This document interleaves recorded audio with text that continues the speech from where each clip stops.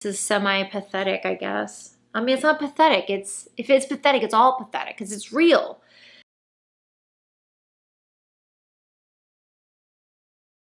That's the other thing that's been going on. So along with more intense kind of emotional swings, like they're more, not intense as in like, rah, but more intense as in like, I am feeling that way for longer kind of thing, is this becomes a really almost intensely spiritual time for me.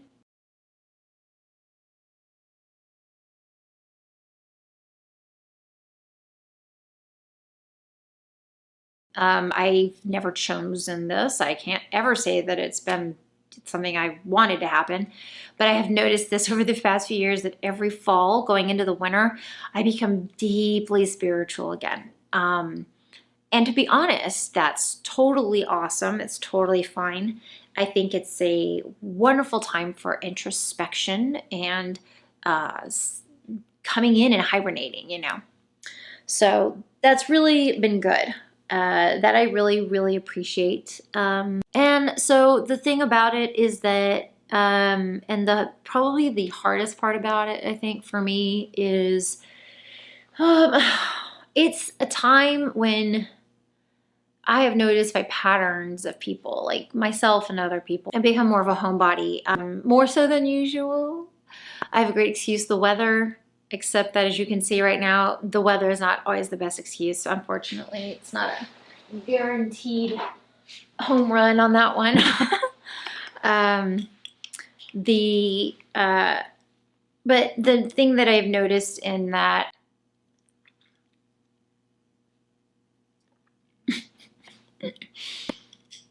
I put lipstick on for y'all. I'm probably smeared my little bit of lipstick I had on all over my face because I do that. I get so zealous putting on chapstick. Chapstick. Ugh, that's my finger. You know what I hate? The bottom of the tissue box. You can't get the tissues out anymore, and then they just get them all. I hate that. Okay. So in that same regard, I've noticed that unfortunately the wintertime, that mood is my mood, is very chill, very at home, very fireplace, cozy and all that.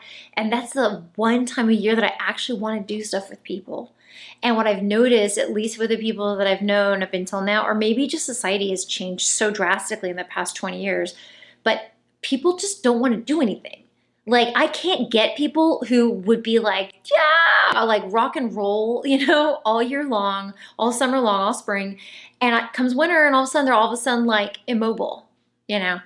So that's probably the hardest part about this. And so it's compounded for me because it's a hard time of year for me. I have a very dysfunctional family and past, you know, family members no longer here and all that. So, it's something that I have to contend with on an already kind of triggered state. Like it's a time of trauma for me, and so I, you know, have like I have to kind of like find a way to help myself when other people might be having a similar experience, you know, like I think that this time of year is hard for a lot of people.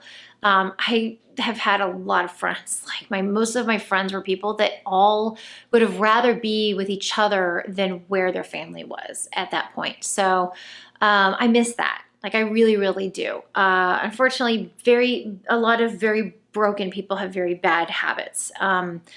It's just the nature of the beast, you know. So, that's why we have to take, like, the sensitive souls in the world, we got to take really good care of ourselves at this time of year, more so than every other month of the year, I swear. And I just wanted to like reach out and just, you know, I don't know, put a little padded cozy around your heart, because this time of year, I think because I am empathic that I pick up on the struggle of so many people during this sort of time, like October, November, December. Like it's like, I mean, the dread starts for me. The dread starts because I know what's coming and I know I'm going to have to deal with. And I'm so just, I'm sick of that. I'm sick of that.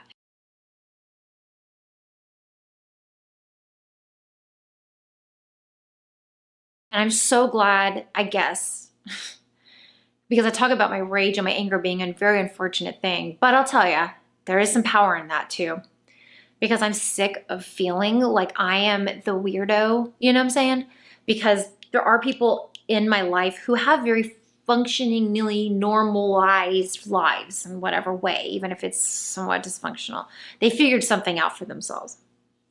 And that's absolutely fine. That's absolutely fine. Unfortunately, I don't thrive in that environment. So I have had wonderful friend-family units, and I know I can have this again.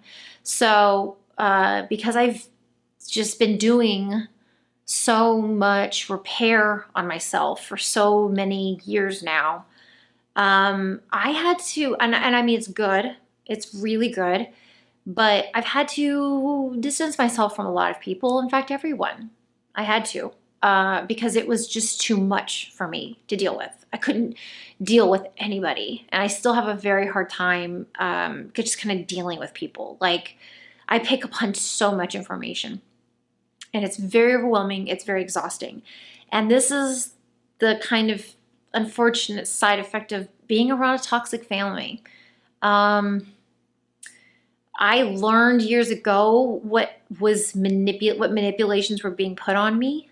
And I started to realize what this feeling was that I kept trying to excuse away. This feeling, this burden, this thing, this weight on my chest, this weight on my heart. And when I finally came to terms with it about 5 years ago, the first time was over 10 years ago. The last time was about 5 years ago, where I finally allowed myself to admit that the situation was toxic and that I was suffering as a result of it, like directly suffering. And this is when reflection on the journey that I've come from and gone through over the past years, this is another one of those moments where I'm so thankful for it. It's hard, really hard to be thankful for depression.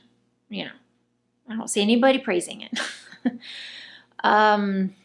But I've been working on reframing my understanding of what that means and what it is, what the experience really is, or what could be, what is allow for a different understanding of it, or a expanded understanding of it. And what I've discovered for myself, even though I still have episodes where there's no clarity at all, there's no functioning, there's no awareness at all, I'm just there. When I come out of them, I sometimes have the ability to gather some information before it goes away, kind of in the phase of it all as it's phasing in and out. And I've noticed this, not a point of fact, but it's a ability to really get deep into my understanding of something, if that makes any sense. So it's not just me feeling deflated, it's an act of actually going deeper. Now, there is only warriors in that level of the ocean. But I would like to open up the possibility that there's, instead of it just being this state, this condition, this disease, this disorder, this dysfunction, whatever we see it as, see and allow for us the opportunity to have an appreciation for the experience, which is not that we're depressed, but that what the season is that brings it on, maybe. So instead of just me having this constant memory that it's a hard time of year, which has been incredibly, I don't know, I guess I could just be honest and say it's been tedious. It's been really freaking tedious. Knowing it's coming, knowing it's going to be this, knowing it's going to be that, like it's just the same record I keep playing.